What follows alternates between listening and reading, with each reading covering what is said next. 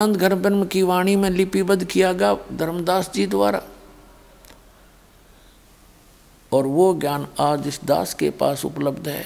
उसके भी अतिरिक्त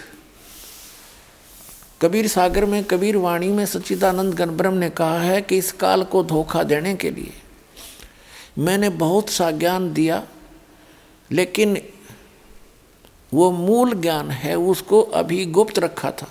तो वो मूल ज्ञान इस दास को दिया दाता ने। कबीर साहब कहते हैं कि 33 अरब ज्ञान हम बाखा और मूल ज्ञान हमने गुप्त ही रखा। और धर्मदास जी से कहा था, मूल ज्ञान तुम तब तक छुपाई जब तक द्वादश पंथ ना मिट जाए। तो वो मूल ज्ञान परमात्मा ने जो 33 अरब वाणी बोलकर भी गुप्त रखा था, वो इस दास को दिया। तो वो कंप्लीट स्पिरिचुअल नॉलेज इस दास को कबीर भगवान ने प्रदान किया।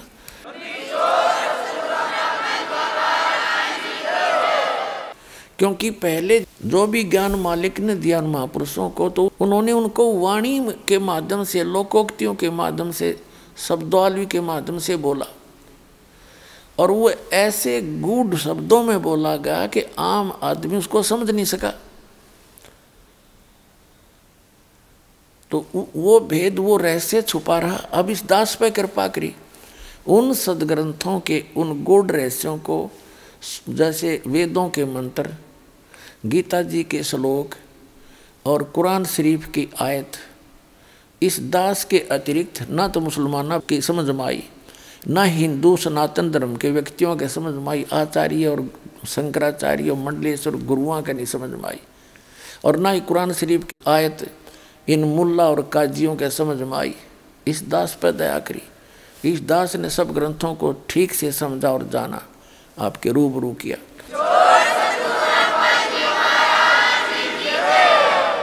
अब ये उल्टा लटका हुआ संसार रूपी वृक्ष, इसकी जो डिटेल है 15वें अध्याय के श्रीमद् भगवत गीता के अध्याय नंबर 15 श्लोक नंबर 16 और 17 में कंसेप्ट क्लियर हो जाएगा। देखिएगा, श्रीमद् भगवत गीता और ये श्लोक नंबर 16 और अध्याय नंबर ये 15। इसका अनुवाद यहाँ किया है कि वैसे ये श्लोक यहाँ से देखिए, संस्कृत अच्छी तरह समझ में आएगी। दिवऊ इमऊ पुरुषौ लोके, इस लोक में दो पुरुष हैं, दो परमात्मा हैं, एक सरपुरुष एक अक्षर पुरुष। इस पुरुष को हम यहाँ दोनों जगह लगा देंगे, सरपुरुष और अक्षर पुरुष। और इसी प्रकार नासवान, सर का अर्थ होता नासवान, अक्षर होता विनाशी। सर्वाणी भूतानि कटुष्ट अक्षर उच्यते। इसका अर्थ ये बनता है कि इस लोक में, मिट्टी वाले पृथ्वी वाले लोक में, जो नासवान स्थिति के लोक हैं अक्षर पुरुष और सरपुरुष के, इसमें दो पुरुष हैं इस लोक में, सरपुरुष और अक्षर पुरुष। और इसी प्रकार इनके अंतर्गत जितने भी प्राणी हैं, भूतानि माने प्राणी, वो तो नासवान है। और जीवात्मा किसी की मरती है नहीं, ये तो अंडरस्टूड, अगर देखी भी ना मरती। यहाँ अनुवाद किया इन्होंने, देखिएगा। इस संसार में सर माने नासवान और अक्षर माने अविनाशी भी दो प्रकार के पुरुष माने परमात्मा कहे हैं, दो परमात्मा पुरुष कहे हैं। और संपूर्ण प्राणियों के शरीर तो नासवान है और जीवात्मा को अविनाशी कहा जाता है। फिर यहाँ कहा कि उत्तम पुरुष है तू अन्य, उत्तम पुरुष है तू अन्य परमात्मा इति उदाहरते। उत्तम पुरुष तो इन दोनों से अन्य है, सरपुरुष से और अक्षर पुरुष से। उत्तम पुरुष है तू अन्य परमात्मा इति उदाहरते। ये लोग तरम जो तीनों लोकों में प्रवेश करके अविश्य विभर्ति अवैश्वर है, जो तीनों लोकों में प्रवेश करके सबका धारण पोषण करता है, वो है अविनाशी परमात्मा। वास्तव में अपने आत्माओं, जैसे ये सरपुरुष है, ये तो सीधा ही अंडरस्टूड है, नासवान है। और अक्षर पुरुष, इसको अविनाशी क्यों कहा? अविनाशी पुरुष तो इसका मतलब नाश नहीं होना चाहिए इसका, लेकिन इसको डिफाइन करने के लिए, इसको डिफीड करने के लिए, इसको फेल करने के लिए आगे कहा है कि उत्तम पुरुष है तू अन्य। इन दोनों से और है पुरुषोत्तम यानी श्रेष्ठ भगवान, और जिसको परमात्मा कहा जाता है, वही तीनों लोकों में प्रवेश करके सबका धारण पोषण करता है, वो है अविनाशी परमात्मा। अब जैसे ये देखिएगा उल्टा लटका हुआ संसार रूपी वृक्ष, ये तो है परम अक्षर पुरुष, उत्तम पुरुष तो अन्य, वो ये है उत्तम पुरुष तो अन्य। और इसके तीन लोक हैं, जैसे ये तो गुप्त हैं, ऊपर के लोक हैं, और ये अक्षर पुरुष के, ये सर पुरुष का लोक है, और इसी के फिर आगे ये सर पुरुष का ये व्यवस्था है। तो ये अक्षर पुरुष है, ये सर पुरुष है, और ये तीनों गुण रूपी शाखा हैं। ये तो बहुत नीच आगे चल के भगवान है, स्वामी हैं। अब ये यहाँ से पौधे को यानी पेड़ को खुराक आहार पालन पोषण कहाँ से होता है? मूल से होता है, जड़ों से होता है। तो जड़ रूपी वो परम अक्षर ब्रह्म है, वो तो उत्तम पुरुष है, तो अन्य ये है वो परमात्मा। ऊर्ध्व मूलम अधः शाखम, नीचे को शाखा वाला, ये संसार रूपी वृक्ष है। अब गीता ज्ञानदाता ने और बताया को नहीं, ऊपर न जड़ नीचे न तीनों और शाखा हैं। अब परमात्मा ने बताया कि अक्षर पुरुष एक पेड़ है, ये अक्षर पुरुष तना है, और सरपुरुष वाकी डार, और तीनों देवा शाखा हैं, ये पात रूप संसार। लेकिन ये गुप्त है, ये दास बताने के लिए भेजा है कि ये कौन है। परमात्मा को तो पता ही था, लेकिन स्वयं अपने आप को कहे तो नहीं सच्चा हो, तो इसके लिए एक मीडिएटर की जरूरत पड़ती है। ये दास मीडिएटर बना है आप और भगवान के बीच में, आपको परमात्मा समझाने के लिए।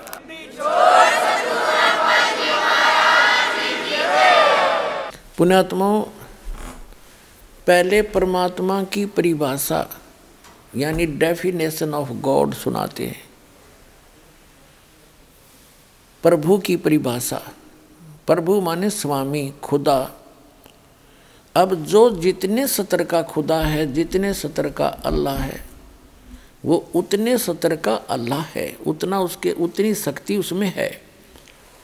जैसे तहसीलदार भी साहब कहलाता है, और एसडीएम को भी साहब बोलते हैं, सब डिविजनल मजिस्ट्रेट को, और डिप्टी कमिश्नर डीसी को भी साहब कहते हैं, और कमिश्नर को भी साहब कहते हैं, मंत्री एक प्रांत के मंत्री को भी साहब बोलते हैं, और मुख्यमंत्री जो प्रांत का एक मुखिया होता है उसको भी साहब कहते हैं, और केंद्र के मंत्रियों को भी साहब कहते हैं, और प्रधानमंत्री को भी साहब कहते हैं, राष्ट्रपति जी को भी साहब कहते हैं, प्रधानमंत्री जी को भी साहब कहते हैं।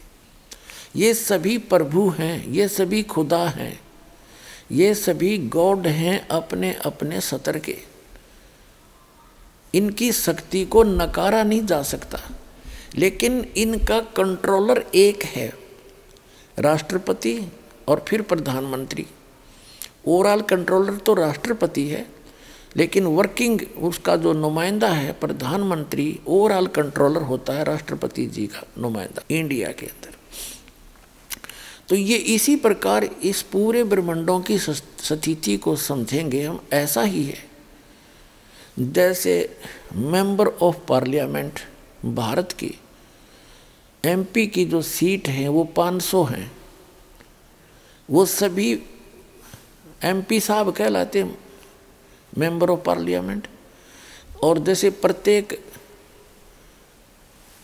प्रत्येक प्रांत के अंदर अलग से एमएलए सीट होती है, वो एमएलए साहब कहलाते हैं। तो ये सभी साहब हैं, लेकिन इन सब साहबों का एक कंट्रोलर है, ये वो सब उस एक साहब के भी हैं, ये स्वयं सब साहब भी हैं, और ये सारे उस एक साहब के एक खुदा के हैं, प्रधानमंत्री के नुमाइंदे। उस ये भी साहब है अपने सतर के।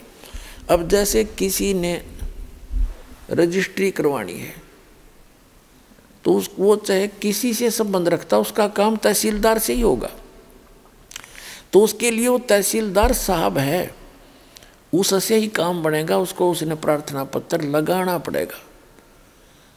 तो जो इनकम्प्लीट नॉलेज रखते हैं वो कहते हैं हम एक खुदा के, एक भगवान, एक अल्लाह के अतिरिक्त हम किसी को शरीक नहीं करते। देखो, शरीक करना और बात है, पूजा अन्य चीज होती है। जैसे एक पतिव्रता स्त्री होती है, वो अपने पति की पूजा करती है, और सत्कार सभी का करती है। जैसे जेठ है बड़े भाई की तरह, जेठानी है बड़ी बहन की तरह, देवर है छोटे भाई की तरह, देवरानी है छोटी बहन की तरह, ननंद है उनको अपनी बहनों की तरह। अन्य जो परिवार के सदस्य हैं सबको यथोचित आदर करती है। वो उनकी पूजा नहीं करती, वो सत्कार है, नमस्कार करना होता है। और जैसे एक ज्वाइंट फैमिली में रहती है जब तक वो पतिव्रता लड़की, तो सभी से प्यार से रहती है, सबको यथोचित आदर करती है। और जब वो अलग हो जाते हैं तो उस समय उसके हिस्से में उस परिवार का जो भी वस्तु आती है, सामान आता है, उसको सबको उठा के अपने पति के साथ अपने पति के उस कमरे में, मकान में जो उसके हिस्से में आया उसमें जाकर रख लेगी। उसमें वो किसी के साथ लिहाज नहीं करे और किसी में आस्था नहीं रखती, क्योंकि वो पूजा ही उसकी करती थी। जब उनसे भिन्न हुई तो वो उसकी पूजा कर रही थी, उसके साथ चली गई।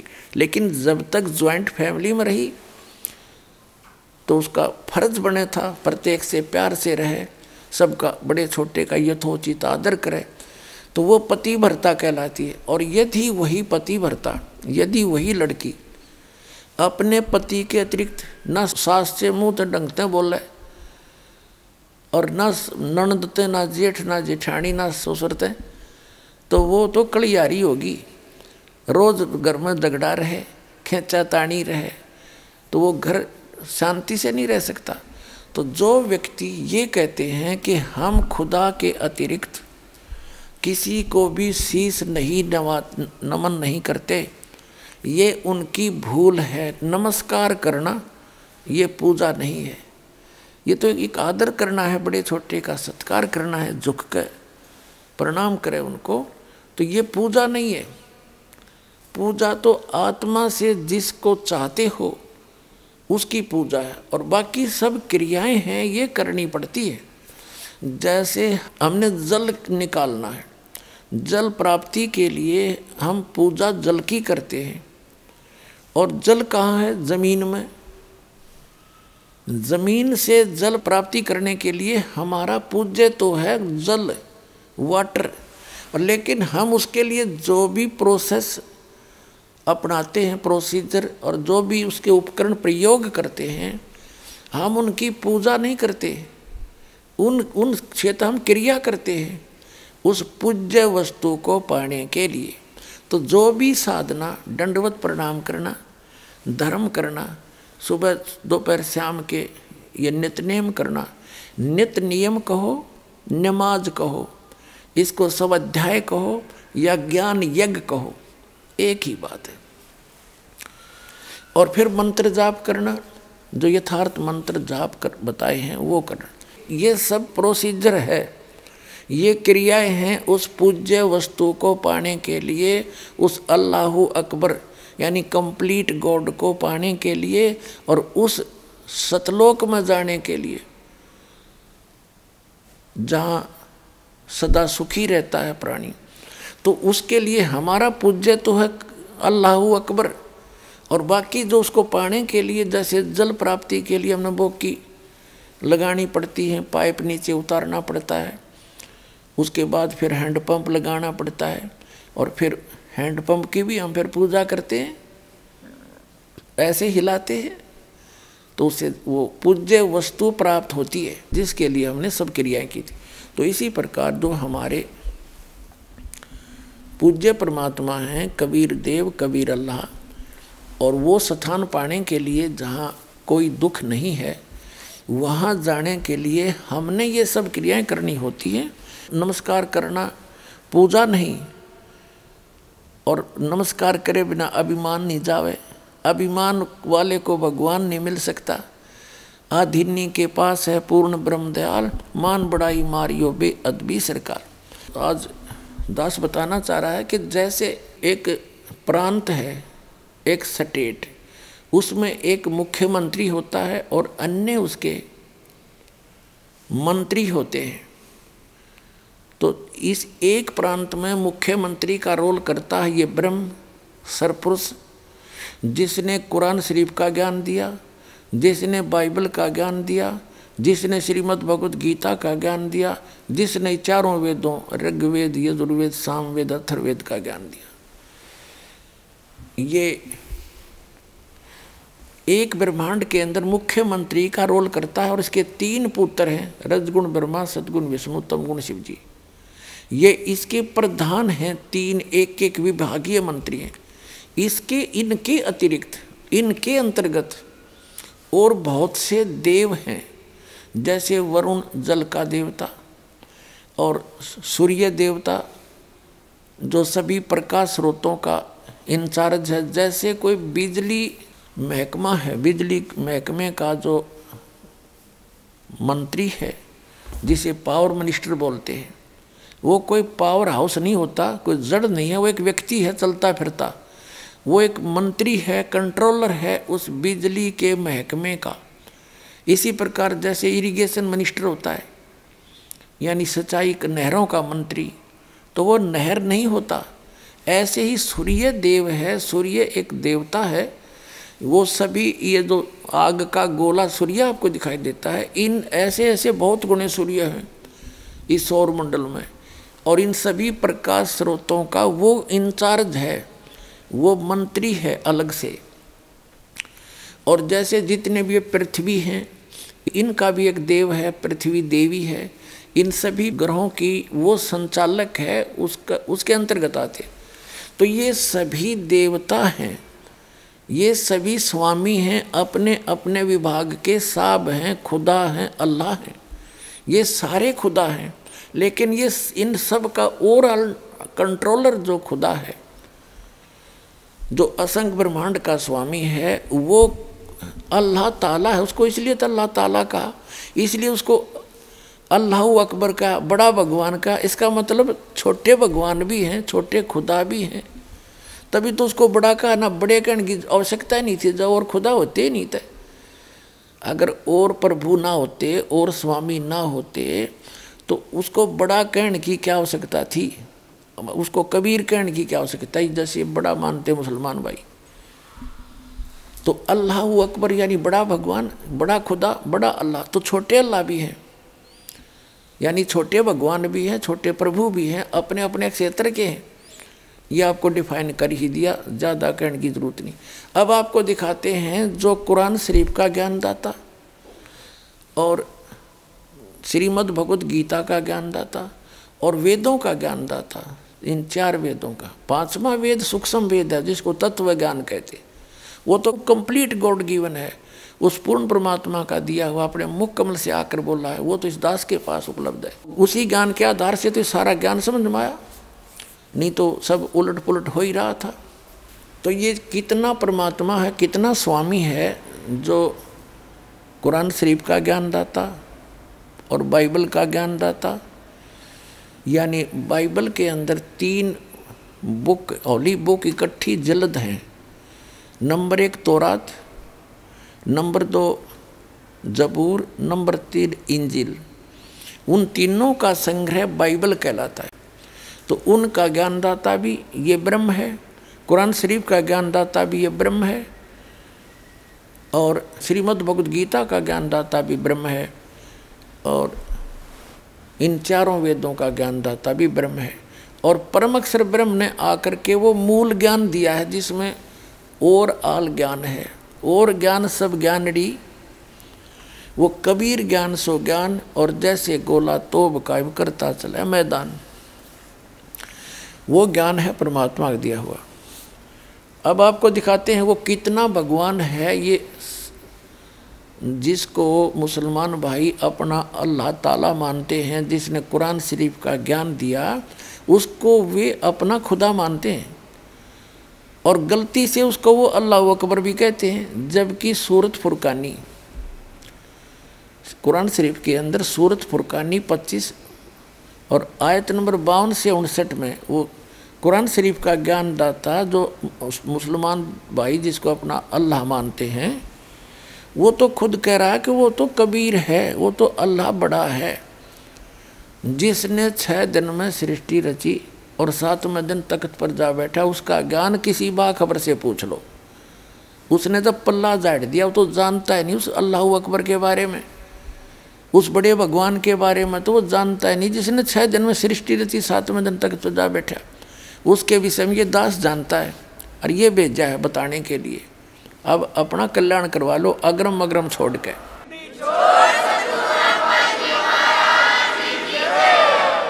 अब देखिएगा एक ब्रह्मांड के अंदर, ये देखिएगा एक ब्रह्मांड है, ये है इसका एक मानचित्र,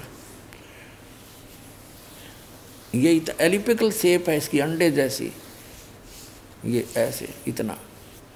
इसमें नीचे 7 लोक हैं, ये नीचे के इस पाताल लोक में जीवन है, बाकी ये ग्रहों की तरफ खाली घूमते हैं।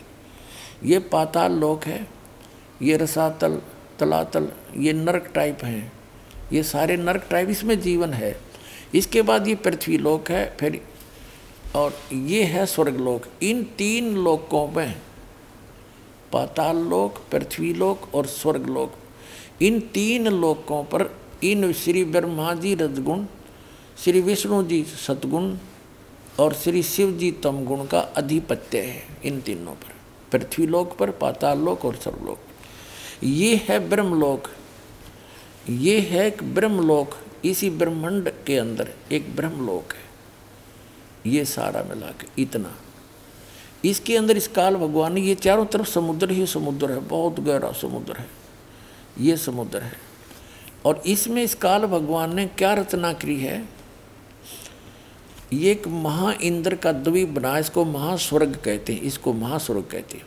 इसके ऊपर नकली सतलोक, नकली अलखलोक, नकली डुप्लीकेट अगम लोक और अनामी अर्थात अकय लोक बनाए हैं ये। और ये 88,000 खेड़े हैं। ये सपतपुरी अलग है, जिसमें 7 नगरी हैं छोटी छोटी, और ये धर्मराय का लोक है। ये एक मानसरोवर है इसमें, इस ब्रह्मांड के अंदर। तो ये एक ब्रह्मांड का चित्र है। इस ब्रह्मांड में ये खुद यहाँ गुप्त रहता है महाब्रह्मा रूप में, ये माँ ब्रह्मा के रूप में काल यहाँ रहता है। साथ में दुर्गा को माँ सावित्री रूप में रखता है, और ये महाविष्णु के रूप में रहता है, महाविष्णु के रूप में काल ब्रह्म, और दुर्गा को लक्ष्मी रूप में रखता है। ये 3 नक्षत्र न्यारे न्यारे से न गुप्त बना रखे हैं। ये सतोगुण प्रधान नक्षत्र है, ये तमोगुण प्रधान नक्षत्र है। इसमें ये काल महाशिव रूप में रहता है, और दुर्गा को पार्वती रूप में रखता है। और ये रजोगुण प्रधान नक्षत्र है, इसमें महाब्रह्मा रूप में रहता है, और दुर्गा को सावित्री रूप में रखता है। इन तीनों स्थानों पर एक एक पुत्र की उत्पत्ति करता है। जो इस स्थान पर ये उत्पत्ति करते हैं दोनों, दुर्गा जी और काल, ये काल भगवान ब्रह्मा रूप धारण कर लेता है। और इसके साथ फिर ये दोनों सृष्टि क्रम करते हैं। पति पत्नी के व्यवहार से जो पुत्र उत्पन्न होता है वो इन ब्रह्मा जैसी शकल का हो जाता है, रजोगुण युक्त हो जाता है। इस स्थान का ऐसी कंस्ट्रक्शन है। और ये है सतोगुण प्रधान क्षेत्र। इसमें ये काल विष्णु रूप धारण कर लेता है चतुर्भुज रूप में, और दुर्गा को भी रखता है महालक्ष्मी रूप। इन दोनों के संयोग से ये सतोगुण प्रधान क्षेत्र है। यहाँ ऐसी कंस्ट्रक्शन है, यहाँ व्यक्ति का अपने आप स्वभाव बहुत अच्छा रहता है। तो इनके संयोग से जो पुत्र उत्पन्न होता है वो सतोगुण युक्त हो जाता है। और ये है तमोगुण प्रधान क्षेत्र। इसमें ये स्वयं रहता है महाशिव रूप में, दुर्गा को रखता है पार्वती रूप में। इन दोनों के संयोग से जो पुत्र उत्पन्न होता है वो अब ऑटोमेटिकली तमोगुण युक्त हो जाता है, ऐसी शकल का हो जाता है। फिर ये जब युवा हो जाते हैं तब तक इनको कोमा में रखता है। युवा होने के बाद फिर ये दुर्गा के सहयोग से, ये सबके सामने नहीं आता, इसकी वास्तविक रूप शकल तो बहुत बुरी है। जो गीता जी के अंदर ये कहता है, अर्जुन देख मेरा ये काल है, ये हूँ मैं असली रूप, मेरा विराट रूप, और मैं काल हूँ। गर्म अध्याय के 32वें श्लोक में गीता जी में कहता है मैं काल हूँ। तो ये काल कहता मैं अपने वास्तविक रूप में कभी किसी के सामने नहीं आता। 7वें अध्याय के 24-25वें श्लोक में श्रीमद् भगवद गीता में कहा है कि मैं अपनी योग माया से छुपा रहता हूँ, और ये मूर्ख जन समुदाय मुझे ये कृष्ण रूप में मान रहे होंगे, व्यक्ति रूप में। मैं कृष्ण नहीं हूँ। वो तो श्री कृष्ण के अंदर बोल रहा था, फिर बाहर निकल कर दिखाया विराट रूप कि ये मेरा असली रूप। और मैं कभी किसी के सामने नहीं आता, ये मेरा अटल घटिया नियम है। तो ये यहाँ गुप्त रहता है, और जिसको दर्शन देता है तो किसी को ब्रह्मा रूप में, किसी को विष्णु रूप में, किसी को शिव जी के रूप में। तो आज तक कोई समझ नहीं पाया कि ये महाब्रह्मा कौन है और महाविष्णु कौन है। इन्हीं को महाब्रह्मा कहने लगे, उसी को सब कुछ मान बैठे। तो अभी तक इस अध्यात्म ज्ञान का सिर पैर नहीं था किसी के पास। इस दास पर दया करी परमात्मा ने, ये सारा रहस्य खोल के धर दिया आपके सामने। बुद्धिमान समाज है, आओ और शरण अपना ज्ञान ग्रहण करो, कल्याण करवाओ और समझो इस ज्ञान को अच्छी तरह। अब ये एक ब्रह्मांड है, ये है एक ब्रह्मांड, ये सारा एक ब्रह्मांड है। और इसमें ये जो काल भगवान है ये एक मुख्यमंत्री का रोल करता है, और इसके 3 मंत्री ये हैं। ये तो प्रधानमंत्री समझो, यानी मेन तो ये 3 है। इसके अंतर्गत फिर और 33 करोड़, जैसे एक मुसलमान भाई है डॉक्टर जाकिर नायक, वो क्या तर्क देता है कि मुसलमान तो मानते हैं सब कुछ खुदा का है, और वो कहता है अधिकतर हिंदू मानते हैं कि जैसे ये सूरज खुदा है और आग खुदा है, पहाड़ खुदा है, मूर्ति खुदा है, सांप खुदा है, यानी ये सब को खुदा मानते हैं। जैसे हम सूर्य देव कहते हैं, वरुण देव जल का देवता हैं, और इंद्र स्वर्ग का देवता। तो ये ऐसे वास्तव में ये हैं, ये सभी जो हैं ये भी खुदा हैं, अपने अपने सत्र के प्रभु हैं, अपने अपने सत्र के ये स्वामी हैं, मालिक हैं, इनको नकारा नहीं जा सकता। जैसे पूरे भारत के अंदर अगर सारे MLA गणन लगें तो 3-4 हज़ार हो जाएंगे, और MP 500 हैं ही। MP मेंबर ऑफ पार्लियामेंट की जो पद सीट हैं ये फिक्स हैं, और इसी प्रकार 33 करोड़ देवताओं की फिक्स हैं। वो 33 करोड़ देवताओं की ये समझ लो मेंबर ऑफ पार्लियामेंट की सीट हैं। वो देवता मर जाते हैं, दूसरे अच्छी आत्माओं को देवता पद प्राप्त हो जाता है। तो इस प्रकार ये सभी देव हैं। देव माने प्रभु हैं, स्वामी हैं अपने सत्र के। लेकिन कुल का मालिक जिसको महादेव कहते हैं, बड़ा भगवान कहते हैं, अल्लाह अकबर कहते हैं, वो सबका मालिक है, उसके सब देव हैं। ये अन्य देव भी उसके हैं, उसके अंतर्गत हैं, उसके कंट्रोल में है। वो सबका मालिक एक है, और ये अपने सत्र के प्रभु हैं। ये सब खुदा होते हुए भी उस एक खुदा के हैं। ये सब खुदा भी हैं। ये है रियल डेफिनेशन ऑफ गॉड। और जिन्हें का पता नहीं, वो तर्क वितर्क कितना ही कर लो, अटपट मारते ही रहते हैं। तो अब आज पहले जो हमारे खासकर भारतवर्ष में जो गहनी संस्कृत बोला करता था स्पीड से, और 4 वेदों को जो घोट रखा था उसको चतुर्वेदी कहा करते थे, और संस्कृत बोलने वाले को महत्व दिया जाता था चाहे वो कुछ भी अटपट कर रहा है, और सब ये मान लेते थे बड़ा विद्वान है। आज इसका स्थान इंग्लिश ने ले लिया, अंग्रेजी भाषा ने, और जो अंग्रेजी में घड़ी गटमट करे उसने सोचो भाई बड़ा पहुँचा विद्वान है, खाक विद्वान है। एक भाषा का काम अपने विचारों को दूसरे तक पहुंचाना है। वो सिंपल हो, अक्षेत्रीय हो, चाहे अरबी हो, चाहे पंजाबी हो, चाहे गुजराती या मराठी हो या हिंदी हो, अपनी लोकल मातृभाषा हो, वो ज्ञान खरा होना चाहिए ताकि सामने वाला समझ सके। हमारी बुद्धि काम करना बंद कर जाती है क्योंकि हमने ज्ञान नहीं। तो इस ज्ञान से समझ में आओगा कि हम किसको के मान बैठे। अब पूर्ण परमात्मा की परिभाषा आपको समझाई जा रही है, यानी पूरे ब्रह्मांड की स्थिति बता रहे हैं, असंख्य ब्रह्मांडों की। अब जो ये एक ब्रह्मांड में मुख्यमंत्री का रोल करता है ये ब्रह्म है, और इसके 3 पुत्र हैं। ये मुख्य कंट्रोलर हैं इन 3 लोकों के, पृथ्वी लोक, और एक एक विभाग के मंत्री हैं, पृथ्वी लोक, स्वर्गलोक और नीचे पाताल लोक के। यही तीनों इसके अंतर्गत आते हैं ब्रह्म के। और इस ब्रह्म का कितना क्षेत्र है ये देखिएगा। आपने जो ये ब्रह्मांड देखा, ये अब ये समझो हम इस स्थिति में आगे, ये एक गेंद जो है ये एक ब्रह्मांड समझ लो। ऐसे ये 5 ब्रह्मांड मिलाकर एक महाब्रह्मांड बना दिया इसने। ऐसे ऐसे ऐसे 4 महाब्रह्मांडों में 20 ब्रह्मांडों को रोक दिया, अपने अपने स्थान पर ये घूम रहे हैं। ये सारा एक 20 ब्रह्मांड का क्षेत्र है। फिर इसके बाद एक ब्रह्मांड ये और है इसका, ये सारा भी एक ब्रह्मांड है। ये तो दिखाने के लिए थोड़े से लिखने में नहीं आ रहे थे। इसका भी एलिप्टिकल शेप है, ऐसे ऐसे अलग से। तो ये ब्रह्मांड अलग से है, ये 21वां ब्रह्मांड है इसका। तो ये कुल मिलाकर ये सारे ये ब्रह्मांड नहीं है, ये तो दिखाने के लिखने के लिए थोड़े बड़े बनाने पड़े। तो ये सारा एक ब्रह्मांड है इतना, ऐसे एलिप्टिकल शेप है इसकी भी ऐसे। तो ये एक ब्रह्मांड अलग है, ये 20 ब्रह्मांड ये है। एक ब्रह्मांड जो मैंने अभी आपको पहले दिखाया था वो समझो एक गेंद है, या एक गेंद जैसी है, ये इतना आ गया। और इस समझने के लिए तो ये 21 ब्रह्मांड का स्वामी है, ये 21 ब्रह्मांड का स्वामी है ब्रह्म, सरपुरुष, काल, शैतान, जिसको शैतान कहते हैं, ये है। और ये सरपुरुष भी कहलाता। अब देखो, अब ये है, ये जो आपने देखा 21 ब्रह्मांड का ये एक क्षेत्र है, अभी आपने देखा था, ये तो है सरपुरुष का।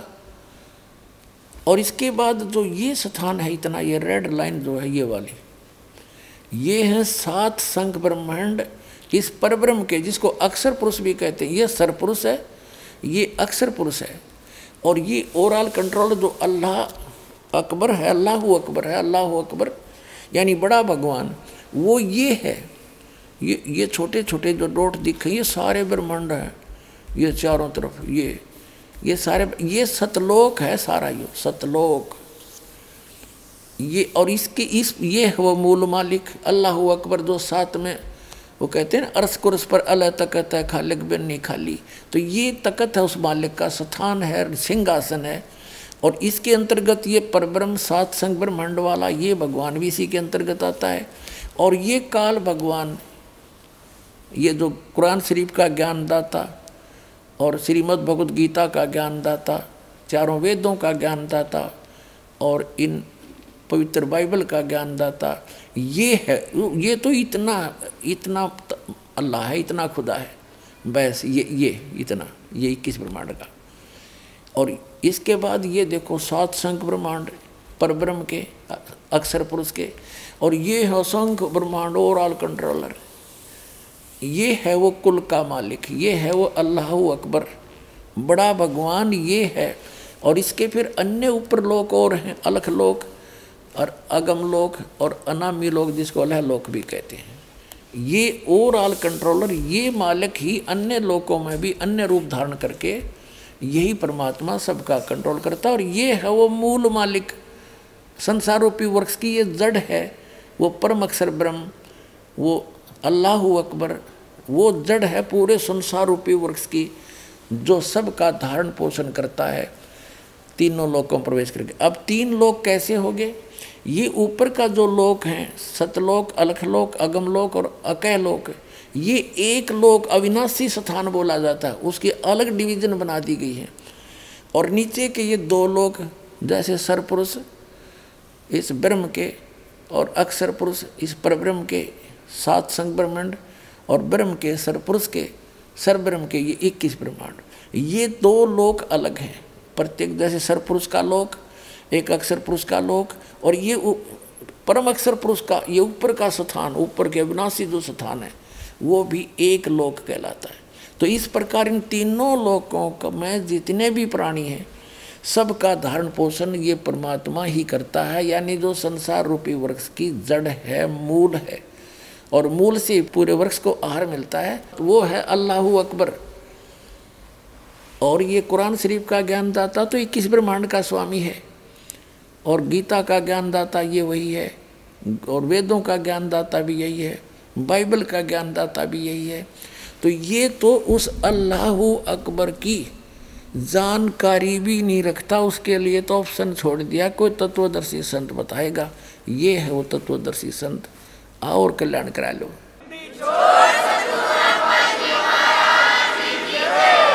पुण्यात्माओं, इनकम्प्लीट जो नॉलेज रखते हैं उसके विषय में कहा है कि little knowledge is the dangerous thing, नीम हकीम खतराए जान। अभी तक जिन भगवानों को भगवान मान के इस पृथ्वी के जितने भी मानव हैं अपना कल्याण चाहते थे, ये खुद लिटल नॉलेज रखता है। इसने तो ऑप्शन छोड़ दिया कि उसके बारे में किसी बाखबर से पूछ लो। तो इन सदग्रंथों में वर्णित विधि से उस अल्लाहु अकबर की यानी कंप्लीट गॉड की अक्षर पुरुष की प्राप्ति हो ही नहीं सकती, उसकी भक्ति ही नहीं है। ये तो अल्लाहु अकबर मान के और इस गीता ज्ञानदाता, वेद ज्ञानदाता, कुरान शरीफ के ज्ञानदाता, बाइबल के ज्ञानदाता की पूजा कर रहे हैं। जो अन्य देवता है, अन्य प्रभु है, अन्य स्वामी है, वो कुल मालिक नहीं है, वो अल्लाह ताला नहीं है, वो कंप्लीट गॉड नहीं है। उस कंप्लीट गॉड की जानकारी इस दास के पास है।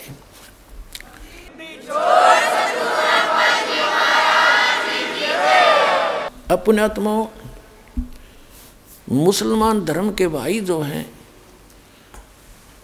वो कुरान शरीफ को ठीक से ना समझकर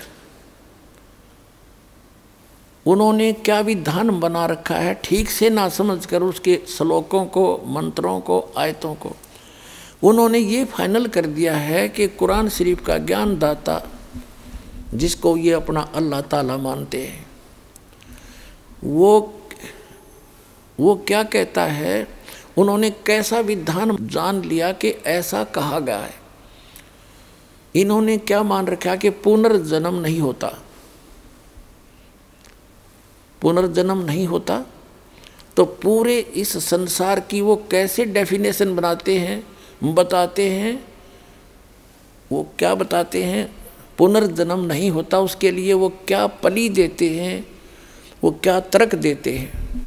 वो क्या पली देते हैं कि परमात्मा सबको जन्म दे रहा है, पैदा कर रहा है। वो क्या मानते हैं कि सबसे पहले बाबा आदम को उत्पन्न किया और उसी की हड्डी निकालकर उसकी पत्नी हव्वा बनाए, उससे फिर वो कहते हैं सब मनुष्य उत्पन्न हुए।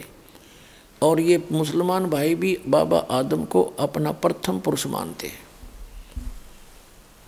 और ये भी मानते हैं कि जो कुरान शरीफ का ज्ञान दाता है वो खुद कहता है, कुरान शरीफ में बोला है उसने कि पहले की जो बुक थी, पहले की होली बुक तौरात, ज़बूर और इंजिल, मैंने ही उन नबियों पर नाजिल की थी, उतारी थी, उनको दिया था वो ज्ञान। ठीक।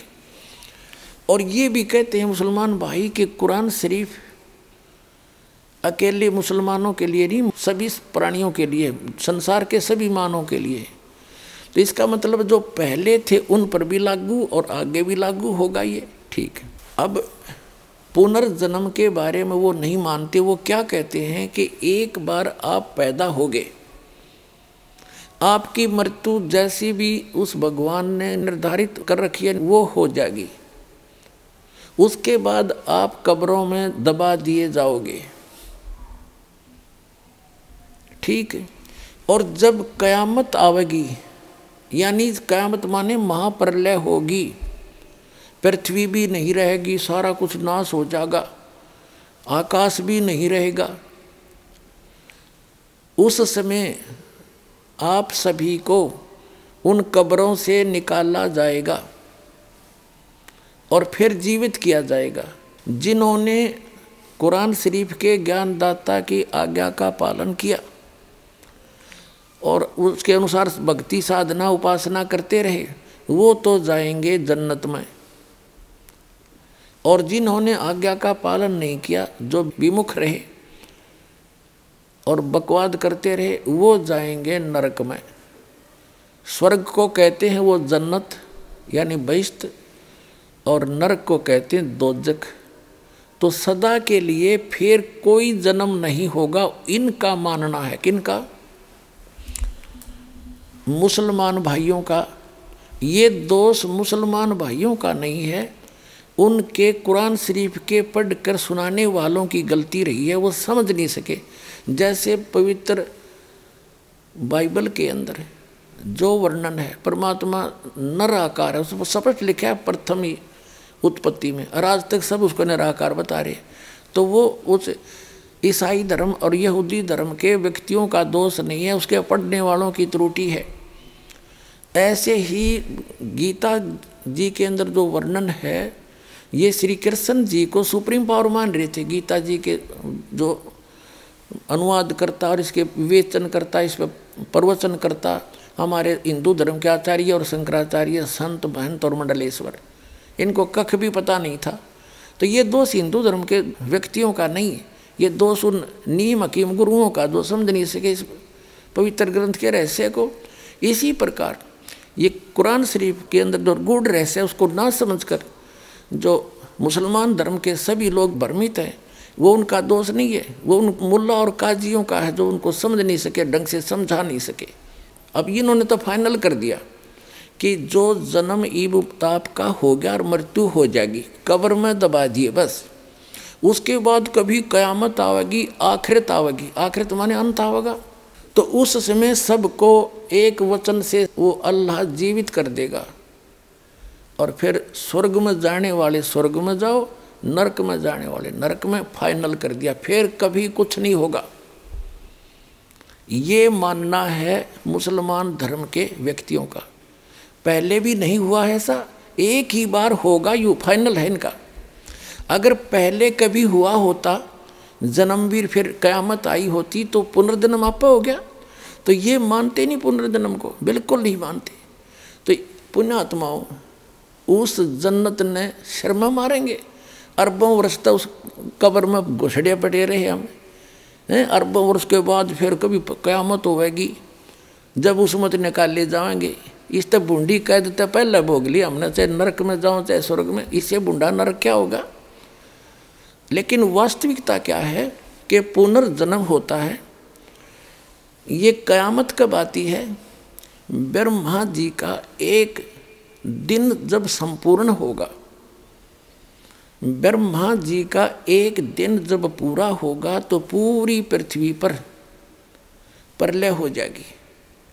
इन तीनों लोकों में, स्वर्गलोक के, पृथ्वी-लोक और पाताल लोक के सभी प्राणी नाश में आ जाएंगे। ये प्रलय, उसके बाद फिर जब ये रहेगी इतना ही समय तक, जितने समय तक सृष्टि रहती है। ब्रह्मा जी का एक दिन 1000 चतुर्युग का माना जाता, लमसम्प। एक चतुर्युग में 43,20,000 वर्ष होते हैं। सतयुग, त्रेता, द्वापर कुल मिलाकर ये चतुर्युग कहलाता है। इसमें 43,20,000 वर्ष होते एक चतुर्युग में। 1000 से गुणा कर दो, 4 अरब 32 करोड़ वर्ष तक यह सृष्टि रहेगी, स्वर्गलोक, पृथ्वीलोक और पाताल लोक पर। फिर तीनों लोकों के सब प्राणी नष्ट हो जाएंगे, इस पर जल जल हो जाएगा। इसको कयामत कहते हैं। जब इतना ही समय रात्रि का बीत जाएगा ब्रह्मा जी का, इन पर पुनः फिर से स्टार्ट होगी ऐसे सृष्टि। ये एक कर्म है, और जन्म मृत्यु तब तक बनी रहेगी जब तक पूर्ण परमात्मा की भक्ति नहीं करेंगे। तो वहाँ सतलोक में चले जाएंगे। ये जो दास आपको भक्ति देगा, उससे आपका जन्म और मरण सदा के लिए समाप्त होगा। वहाँ नरक नहीं है, वह जन्नत है, वहाँ कोई दोजख की आँच नहीं है। वो व्यक्ति वही जाएंगे जो यहाँ इस दास के द्वारा बताई इस भक्ति से परिपूर्ण हो जाएंगे, बुराइयों से बचे रहेंगे और मर्यादा में रहेंगे, वो उस स्थान पर जाएंगे। तो जन्म मरण होता है, और कुरान शरीफ भी जन्म मरण का प्रत्यक्ष प्रमाण देती है।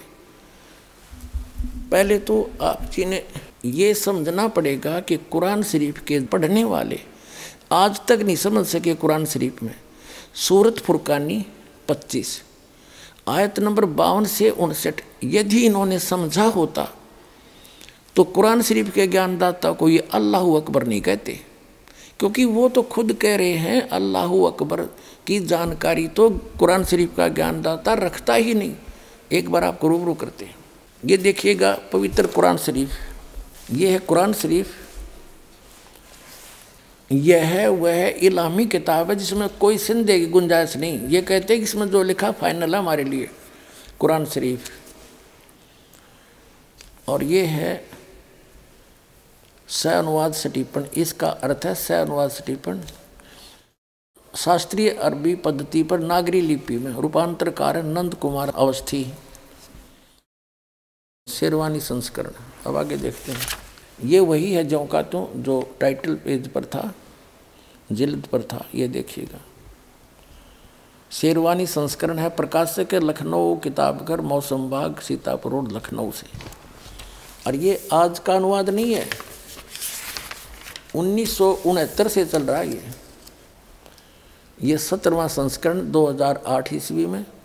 कॉपीराइट सर्वाधिकार सुरक्षित है। Lucknow Kitabghar, opposite bright Motors, मौसम बाग, सीतापुर रोड, लखनऊ पर। ये उनके फ़ोन नंबर है।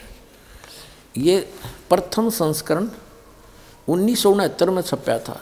ये हिसाब ला लो, लगभग 44 वर्ष हो गए। और 17वां संस्करण ये अब छपा है। मुद्रक हैं गॉस्पेल प्रेस, लखनऊ। अब हम आपको दिखाते हैं।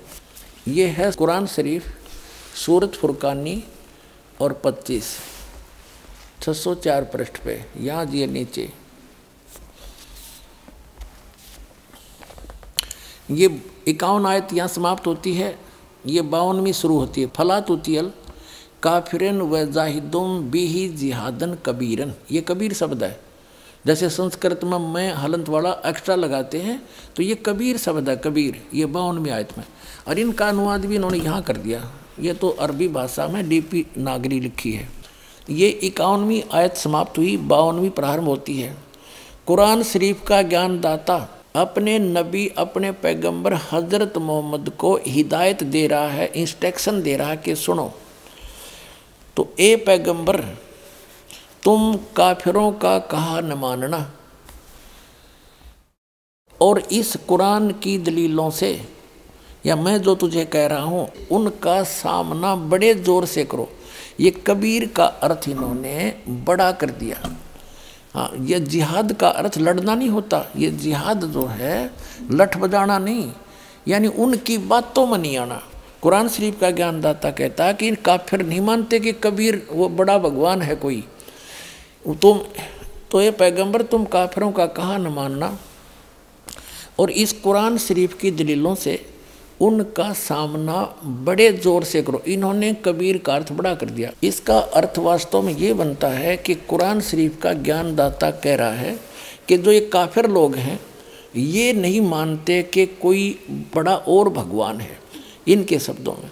तो कुरान शरीफ का ज्ञानदाता हज़रत मोहम्मद जी से कह रहे हैं कि तय भी इनकी बातों में ना आना, इनके साथ संघर्ष करना, लड़ना नहीं, संघर्ष करना। इनकी बात तू ना मानना अगर तेरी ना मान्यता है, यानी आपकी बातों को ये काफिर नहीं मानना कि कबीर नामक सुप्रीम पावर है, वो अल्लाह ताला है, तो तू इनकी बातों में आकर के अपने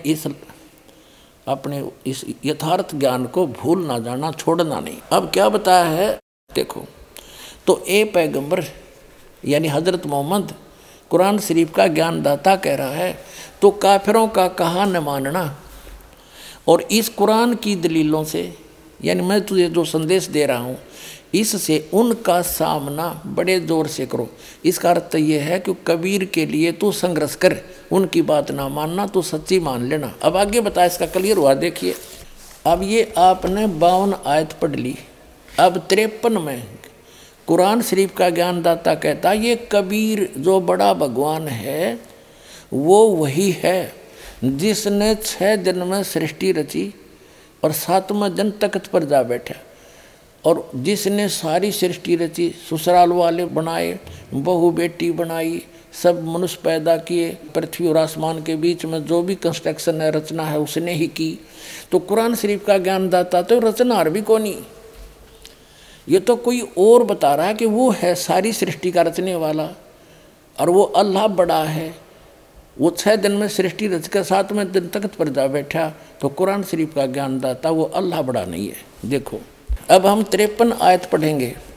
और वही है वो कबीर नामक अल्लाह, कबीर अल्लाह, बड़ा अल्लाह वही है जिसने दो दरियाओं को मिला चलाया, एक का पानी मीठा प्यास बुझाने वाला और एक का खारी कड़वा, और दोनों में एक आड़ और मजबूत रोक बना दी। और वही है जिसने पानी की बूंद से आदमी को पैदा किया, फिर उसको साहिबे नसब यानी किसी का बेटा या बेटी, और ससुराल वाला यानी किसी का दामाद बहू बनाया। और तुम्हारा परवरदिगार हर चीज करने पर शक्तिमान है। अब चम्मन आयत पढ़ लिया हमने। और काफिर अल्लाह के सिवा ऐसों को पूजते हैं जो न उनको नफ़ा पहुंचा सकते और न उनको नुकसान पहुंचा सकते हैं। और काफिर तो अपने परवरदिगार से पीठ दिए हुए हैं, मुंह मोड़े हैं। और ए पैगंबर, हमने तुमको खुशखबरी सुनाने और सिर्फ अजाब से डराने के लिए भेजा है। अब देखो, विचार करो पुण्यात्माओं, जो हजरत मोहम्मद को पैगंबर बनाकर भेजने वाला है वो तो ज्ञान दे ही रहा है, और वो किसी अन्य अल्लाह ताला की जानकारी दे रहा है, अल्लाह अकबर की, बड़े भगवान की, अल्लाह कबीर की। तो कुरान शरीफ का ज्ञानदाता अल्लाह कबीर नहीं है। आप देखो तो, और ये पैगंबर, हमने तुमको खुशखबरी सुनाने और सिर्फ अजाब से डराने के लिए भेजा है।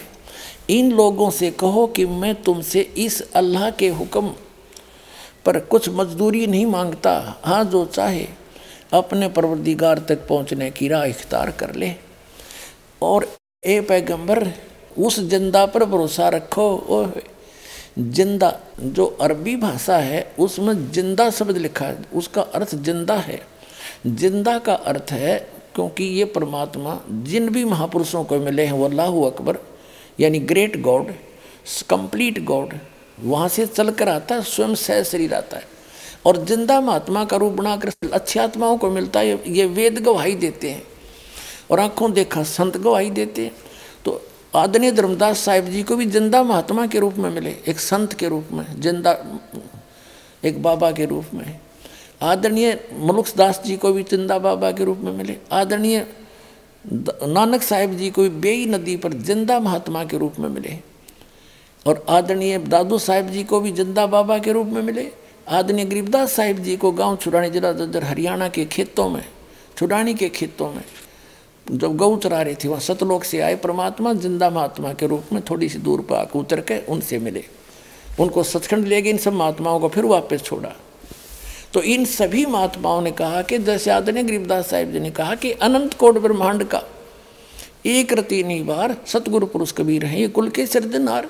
हम सुल्तानी नानक तारे दादू को उपदेश दिया, जात जुलाहा भेद नहीं पाया, वो कासीमाए कबीर हुआ। तो जिसको भी वो मिले हैं जिंदा महात्मा के रूप में मिले। ऐसे ही हजरत मोहम्मद जी को मिले थे परमात्मा जिंदा महात्मा के रूप में। और हजरत मोहम्मद जी को यहाँ इस एक ब्रह्मांड के अंदर परमात्मा ने अपना मिनी सतलोक बना रखा है। जैसे प्रत्येक देश का, प्रत्येक देश में एक राजदूत भवन होता है, तो इसमें ले गए थे हजरत मोहम्मद को, वहाँ समझाने की चेष्टा की। पर नीचे इनके बहुत अनुयायी हो गए थे, यहाँ उनकी खूब प्रभुता हो गई थी। कब वो परमात्मा अल्लाह अकबर कहते, हम मोहम्मद को वहाँ ले गए उस सूक्ष्म वेद में, गॉड की अपने मुख से बोले हुए अमृत तत्व ज्ञान में परमात्मा ने, अल्लाह अकबर ने, कबीर भगवान ने बोला है, हम मोहम्मद को वहाँ ले गए, इच्छा रूपी वहाँ नहीं रहो।